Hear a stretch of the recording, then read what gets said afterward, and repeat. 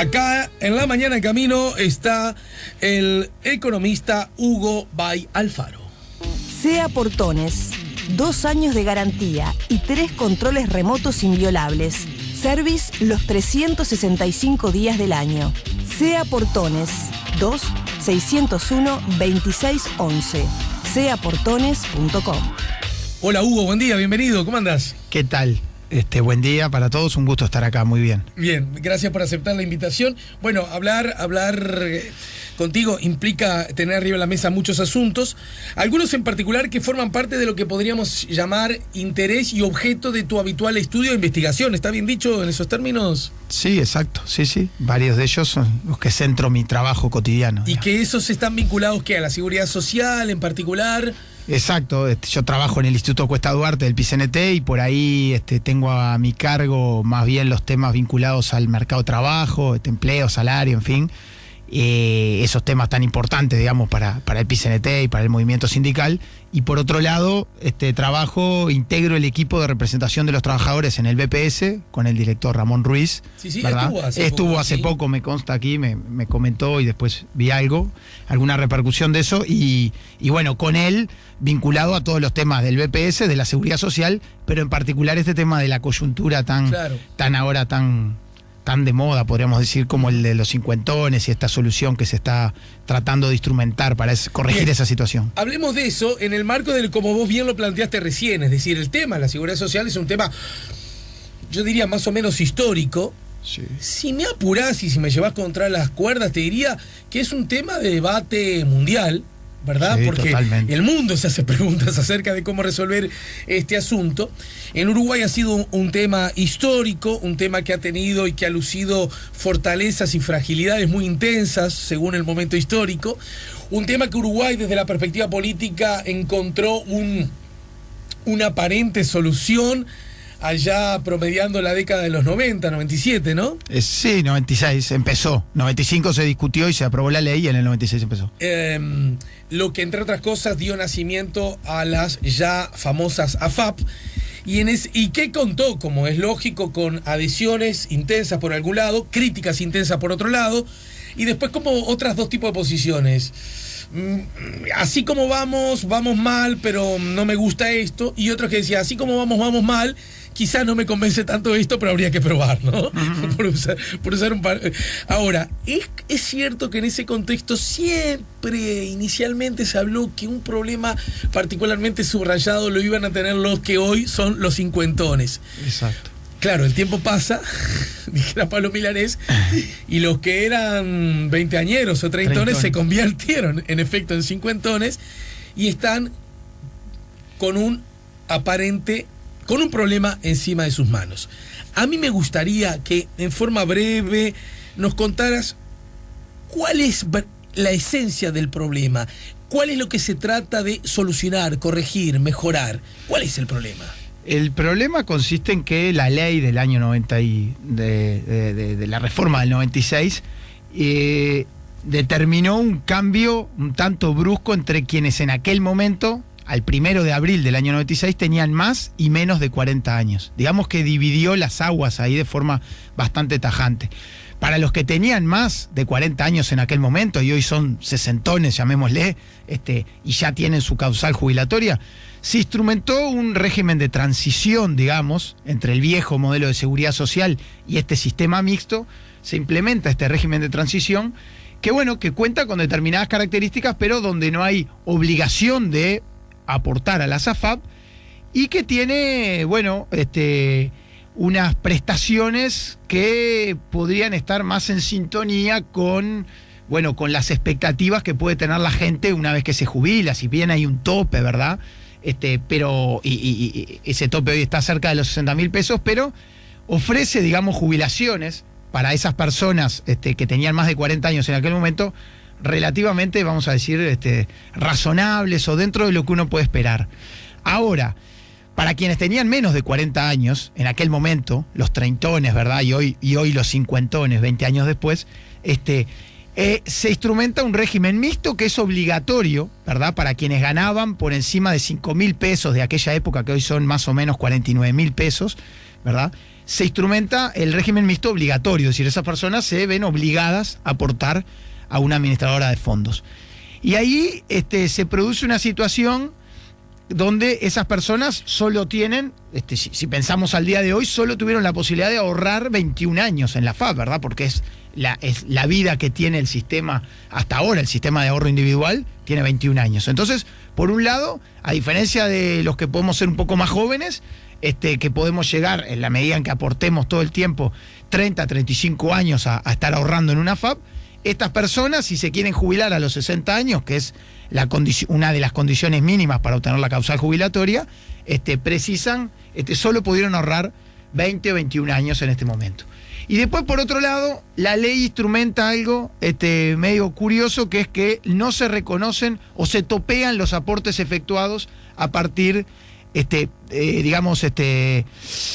con anterioridad al año 96. Es decir, si una persona venía aportando por todo su ingreso, como todos estaban aportando en ese momento, la ley solo le va a reconocer los aportes hasta el año, hasta los 5.000 pesos de aquel momento, hasta 49.000 pesos.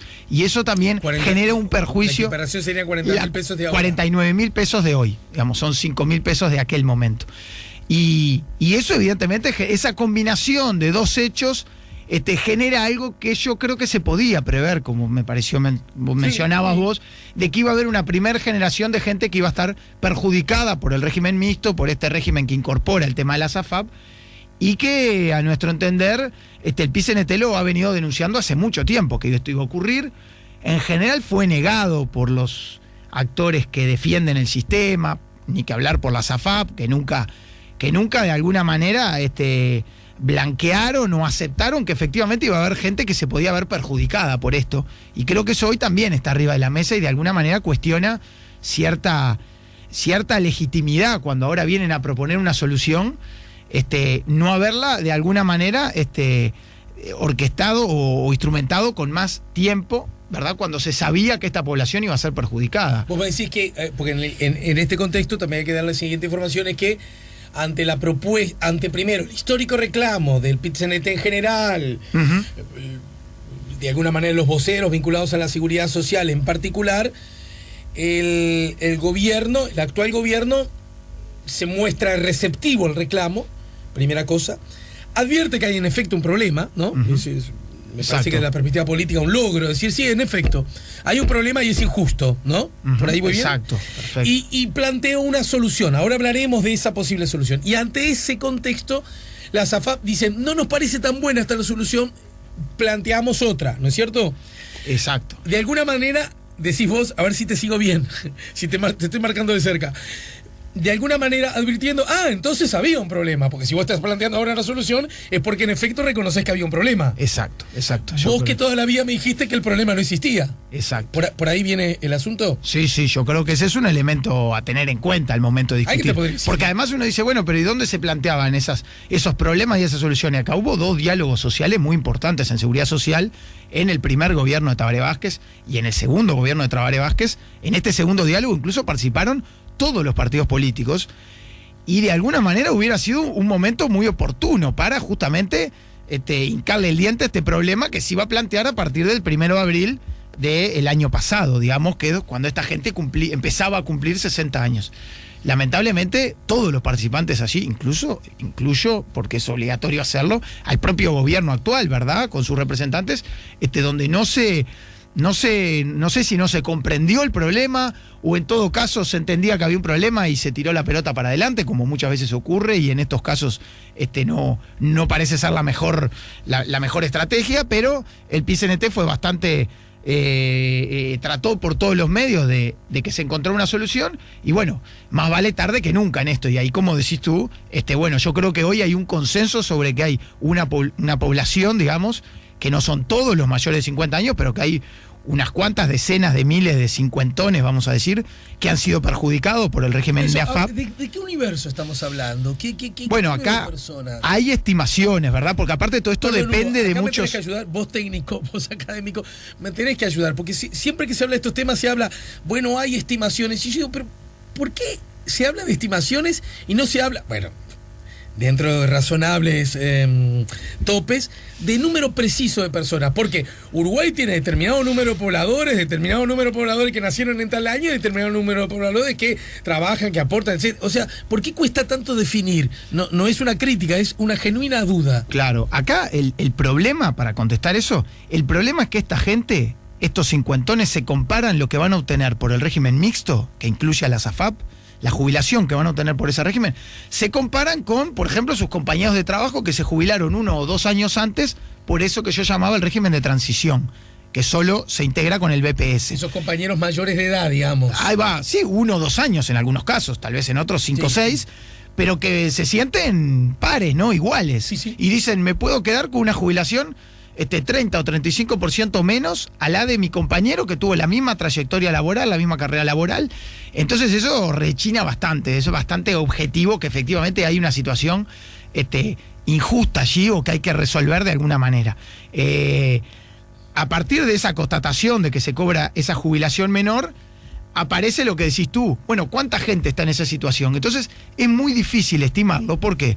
Porque es un sistema que va evolucionando, y por ejemplo, si la rentabilidad, por decir algo, si la rentabilidad de las AFAP, que hoy se ubica más o menos en términos similares a lo que crece el salario real o muy poco por encima, por ejemplo, pegara un salto muy importante y la rentabilidad fuera mucho mayor, bueno, tal vez fuera menos el universo de gente que está siendo perjudicada.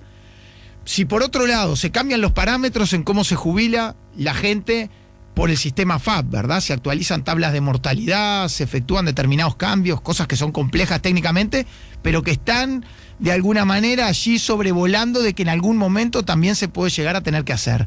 Eso va a generar un perjuicio en las jubilaciones de quienes se jubilan por el régimen de AFAP.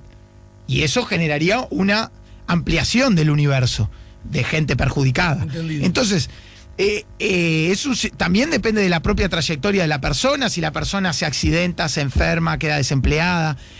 Acá opera si las comisiones de las AFAP son un poco más altas o si bajan a niveles más razonables de lo que nosotros entendemos que están hoy, donde son altísimas, ¿verdad? Lo que la AFAP se queda con el ahorro del trabajador y no pone a invertir para su jubilación.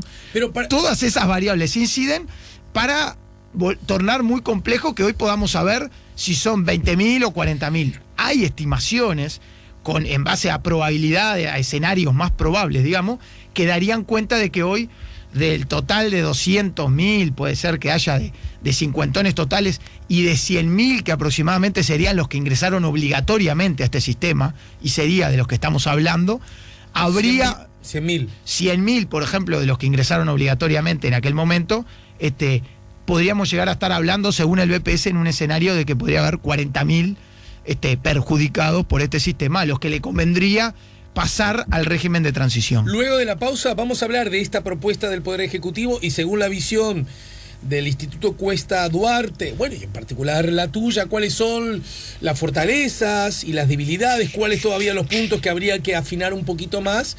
Y en definitiva, bueno, esta propuesta de las AFAP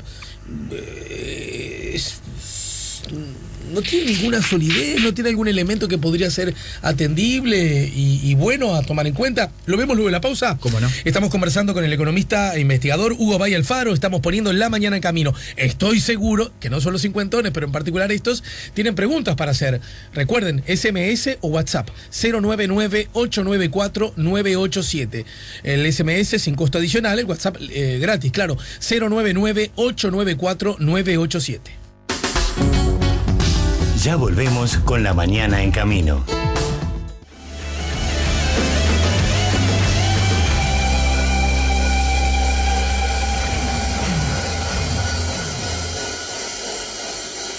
Estamos poniendo La Mañana en Camino, estamos escuchando la música de Buenos Muchachos, estamos con Hugo Valle Alfaro, que también es buen muchacho. ¿Cómo te llevas con la música de Buenos Muchachos? Cerca, poco, nada, lejísimo.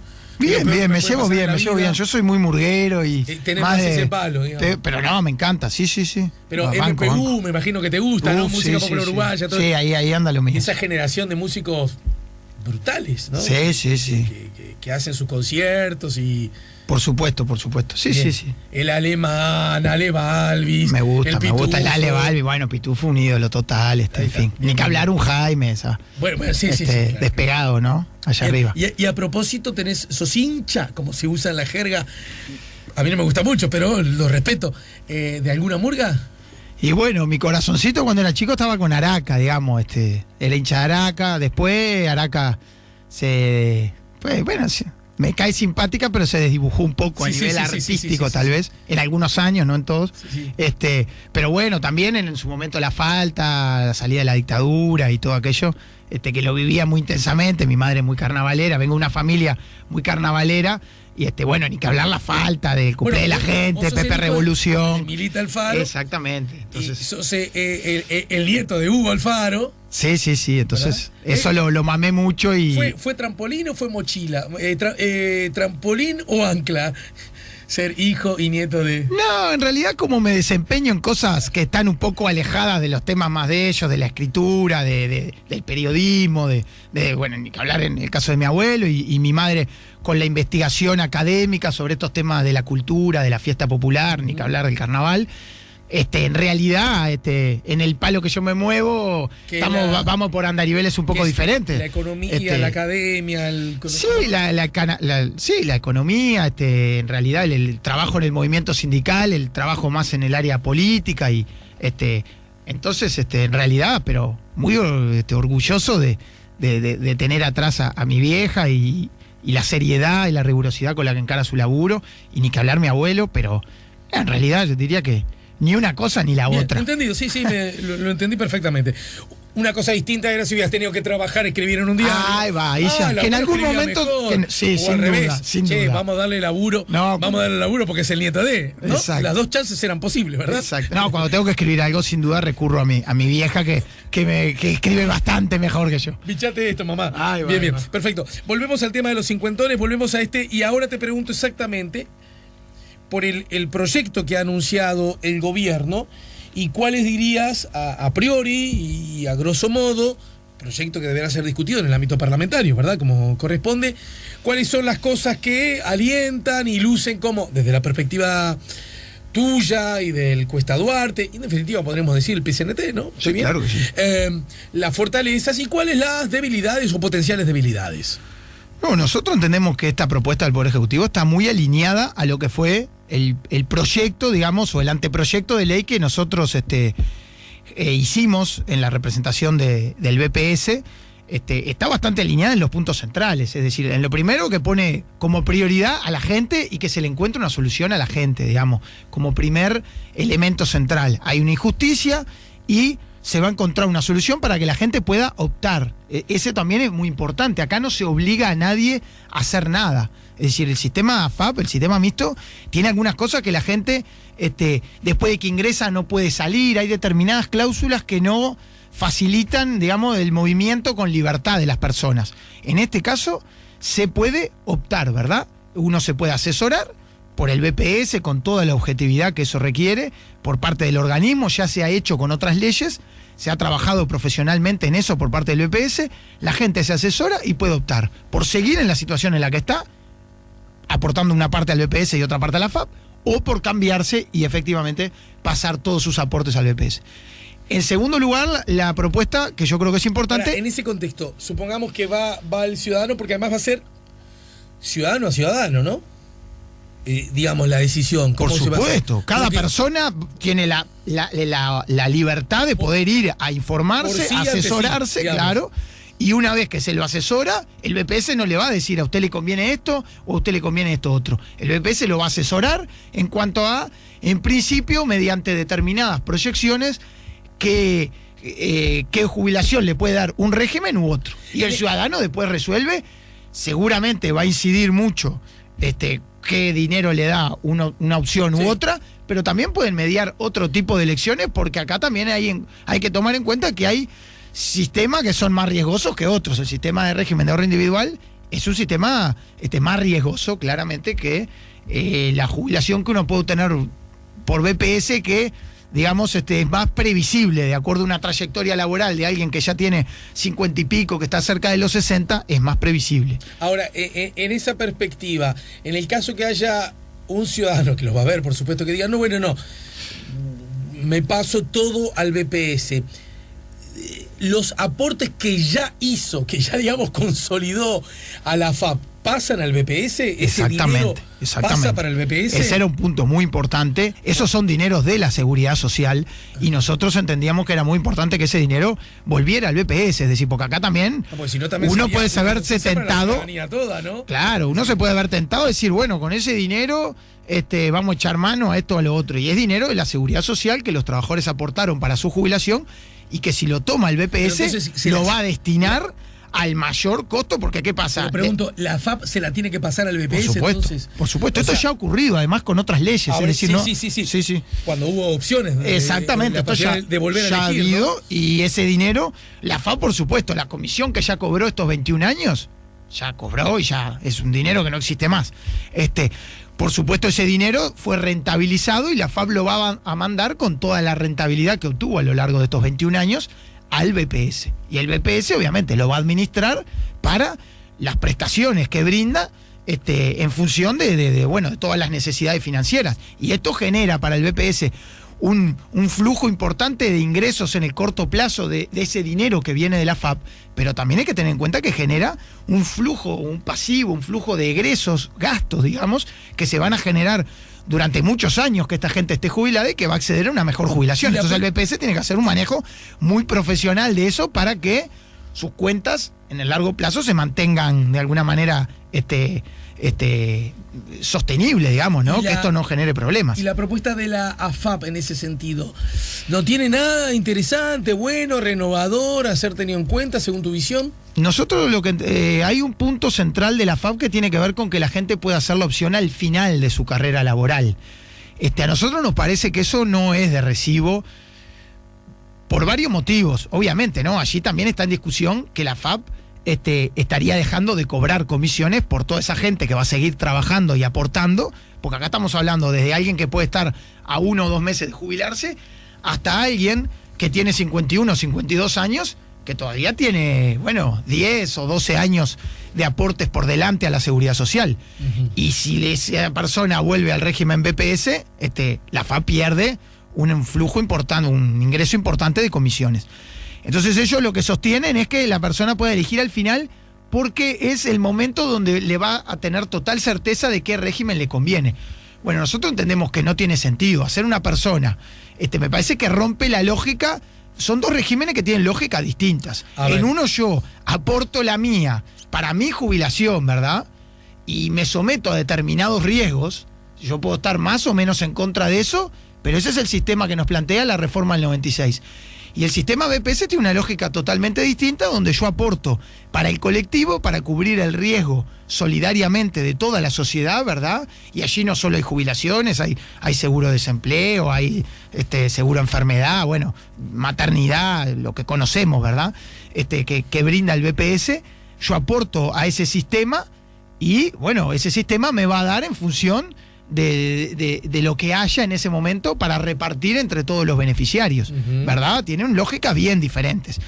No hay cuentas individuales en el BPS. Pero ahora, si yo estoy aportando individualmente hasta al fin de mi carrera, pero después me doy cuenta de que aquello me servía más el solidario, entonces de un momento para el otro me transformo en una persona solidaria que quiere volcar sus aportes. Me parece que no, me parece que hay de alguna manera que tomar esta opción.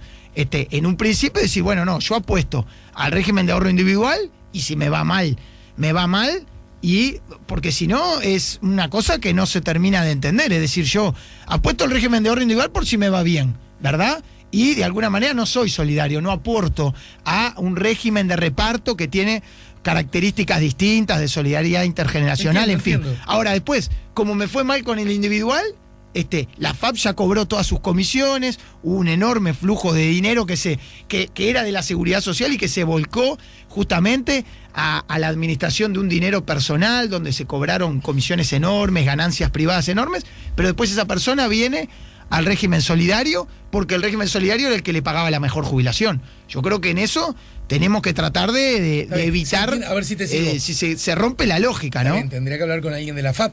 Vendrá, por supuesto. En todo caso, la lógica desde su perspectiva es entendible. No quiero perderme un número de clientes, no sé si la expresión es la adecuada, que de aquí a 15 años todavía me van a dar y me van a aportar mes a mes y su comisión, que si a lo mejor tienen la posibilidad ahora de pasarse al BPS, los pierdo, ¿verdad? Exactamente. Acá, eso está en el medio de esa discusión, ¿no? Que además es legítimo, porque cualquiera, y mucho más si tu objetivo como empresa, como emprendimiento justamente es ganar dinero, tu objetivo es no perder clientes, ¿no? Entonces, exacto. Desde esa perspectiva se entiende la lógica.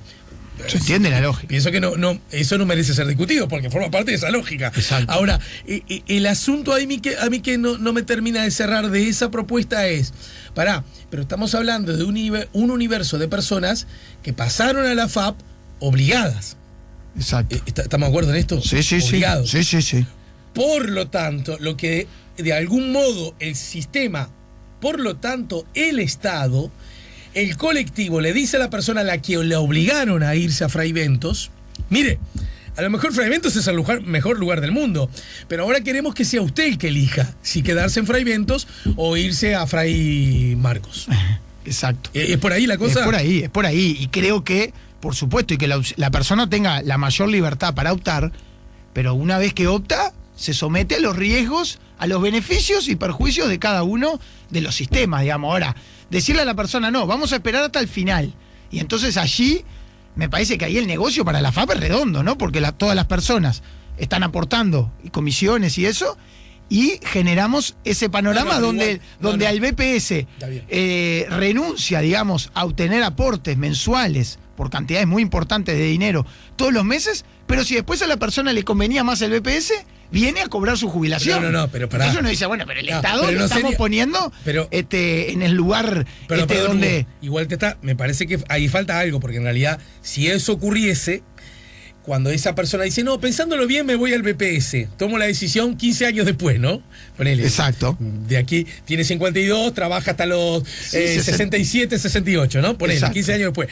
No, pensándolo bien, me paso al BPS, pero en realidad se pasa con plata al BPS, no es que llega con las manos vacías. Por supuesto, se pasa con plata. Entonces tampoco sería una tan mala noticia para el BPS, porque viene con plata el hombre. Claro, viene con plata, pero me parece que ahí hay que entenderlo desde el punto de vista de la lógica de cada uno, o de los principios que guían cada uno de los regímenes. Es decir, ¿qué sentido tiene que yo aporte, es decir, durante 30, 35 años a un régimen de ahorro individual, en el cual después, como no me fue bien, me paso a un régimen de reparto, donde el régimen de reparto tiene que cargar, porque si al régimen de reparto le conviene, es porque lo que le puede pagar con ese dinero la FAP no está siendo suficiente para complementar, ¿me explico? Entonces, para el BPS, si bien esa persona viene con una carga, viene con un mayor flujo de egresos, digamos, de una jubilación mayor. Vos decís que igual le va a salir más caro a pesar de la plata que traiga. Por supuesto, al régimen solidario. Entonces, acá lo que tenemos, esto es un problema que está en el origen de la ley y es en esta cuestión de que a las personas se les permite dar opciones. Digo, yo la verdad que si tuviera la oportunidad de conversar con la gente de la SAFAP, a mí me resulta muy curioso esto de que ahora las AFAP están preocupadas por la certeza que da el régimen y que hay que darle la mayor certidumbre posible al individuo. Porque acá, vamos a entendernos, ahora la AFAP dicen, hay que dar certeza. Permitámosle a la gente que a los 62, 63, 64 años compare ambos sistemas y resuelva si se pasa o no al régimen solidario.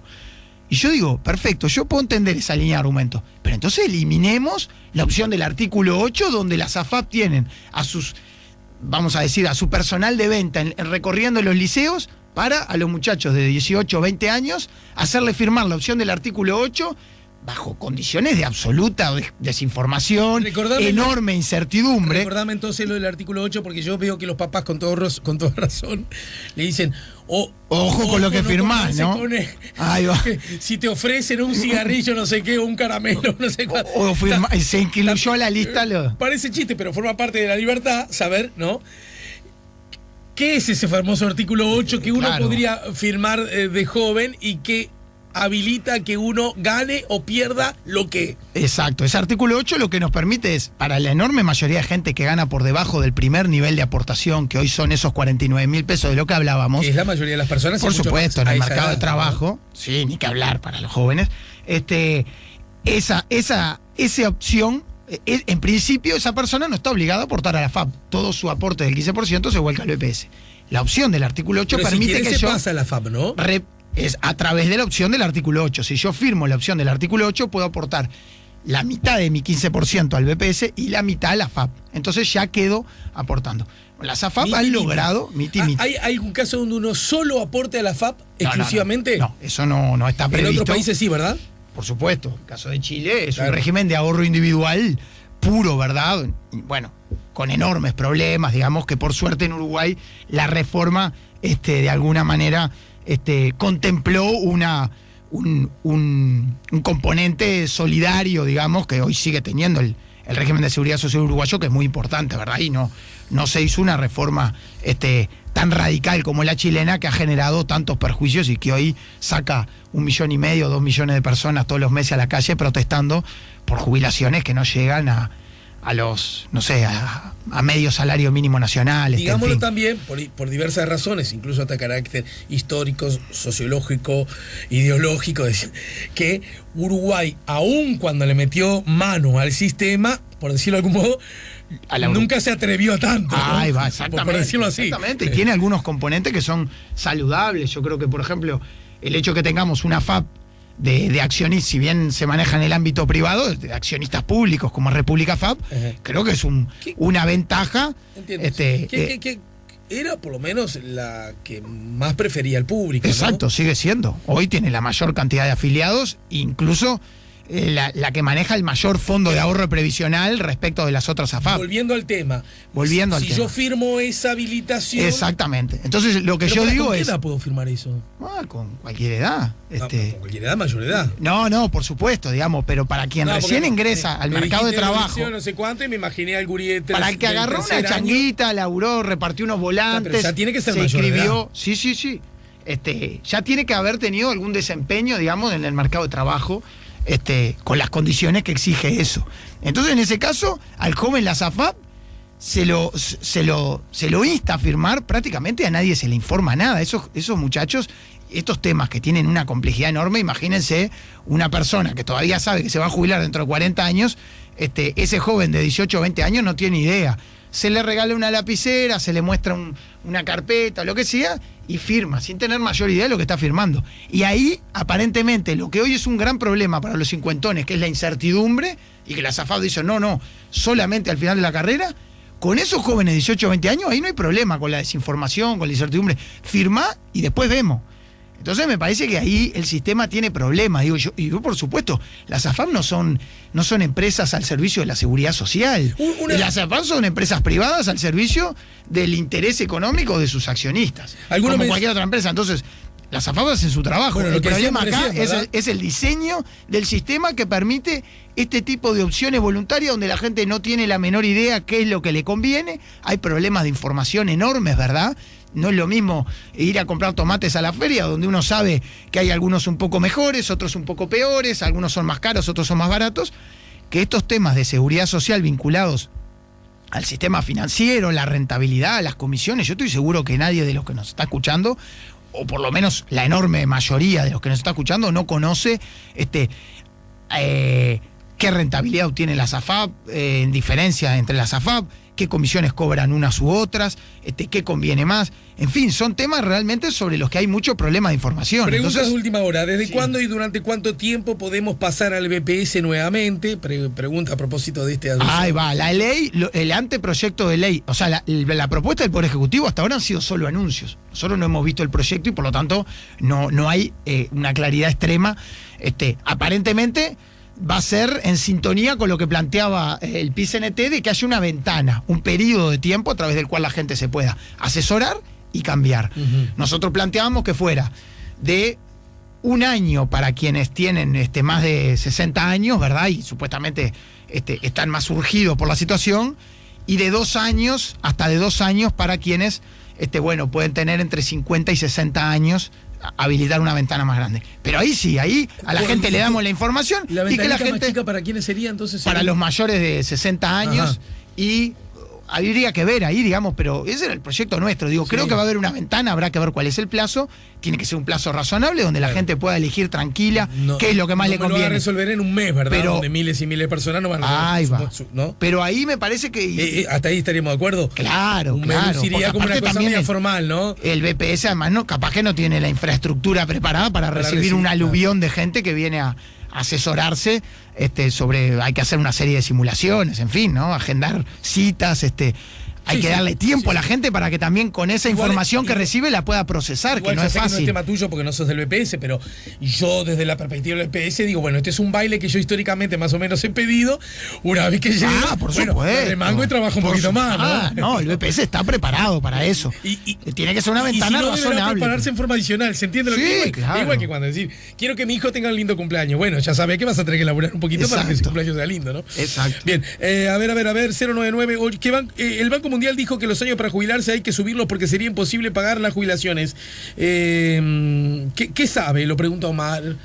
No, que hoy no está planteado en la agenda un aumento de la edad jubilatoria. Yo creo que es uno de los temas a discutir en el marco de una reforma del sistema que yo creo que requiere ser reformado en algunos aspectos. Ahora, 60. ¿No luce como bajo? 60 años que yo tengo que jubilarme con 60 años es la edad mínima de jubilación que hoy hay en Uruguay. El promedio son 63, porque el sistema tiene algunos incentivos, ¿verdad?, diseñados en la propia ley del 96, con tasas de reemplazo que son crecientes Para para que te quienes quedes un poquito más. postergan. Entonces la gente, Sí. cuando a veces va a averiguar cuánto le da con 60, dice, no me puedo jubilar con esta miseria. Sí, me quedo un poco más. Me quedo un poco más y levanto un poco. Entonces la edad de promedio hoy en Uruguay es 63. ¿Saben cuál es la edad promedio de jubilación en los países europeos que tienen Alemania, el mismo ¿cuánto? nivel de envejecimiento? 63,8, 64. Es decir, porque allá muchas veces las edades de retiro mínimas son 65 o hasta 67. Tengo entendido que Alemania pero es después 65, ¿no? existen al revés. Posibilidades de Pero perdiendo. Acá se premia a quien posterga. Entiendo, y en aquel momento Igual- se le retira una parte de la jubilación a quien adelanta. Y entonces mucha gente adelanta por condiciones físicas, Bueno, por lo que alguien sea. podría decir, bueno, y hagámoslo los alemanes, pongamos 65 y estimulemos que alguien, si quiere, se jubile antes. Bueno, es un ¿No? sistema. Digo- Lo que digo es, la edad. Va en mi contra porque tengo 52 y la tengo ahí a 8 años, Sí, pero sí. me da la sensación que No, si 8 yo años si me creo- mandás a jubilarte, digo, pará, ¿qué te pasa con los petizos? Claro, cierro con esto. Creo que hoy estamos en una situación similar a de los países desarrollados que tienen un nivel de envejecimiento similar o incluso más pronunciado que el de Uruguay. Creo que entonces lo que hay que pensar es en el futuro y por supuesto yo creo que es uno de los elementos que hay que incorporar en la agenda y que además hay que dotarlo de gradualismo. Acá lo que hay que evitar es que un día nos encontremos con la realidad de que hay que pasar la edad de 60 a 67. Podemos anticiparnos hoy a los desafíos demográficos que tenemos por delante y decir, generemos esto, una transición donde se va aumentando la edad de retiro un mes cada 2 años, por ejemplo, y dentro de 20 años podemos llegar al umbral que el país va a requerir tener. Ahora, ojo, acá hay que tener en cuenta, acá hay que pensar si una trabajadora doméstica, si un trabajador rural, si un trabajador de la construcción, se pueden jubilar a la misma edad que me puedo jubilar yo que trabajo todo el día atrás de una computadora, ¿no? Hugo, Entonces, claro, perfecto. creo Habrá que eso también hay que cuidarlo. tener en cuenta esas diferencias. Hugo Valle Alfaro, gracias por el tiempo, la seguimos más temprano que tarde, ¿eh? Un gusto estar acá. Gracias por el tiempo. SEA Portones. 2 años de garantía y 3 controles remotos inviolables. Service los 365 días del año. SEA Portones. 2-601-2611. seaportones.com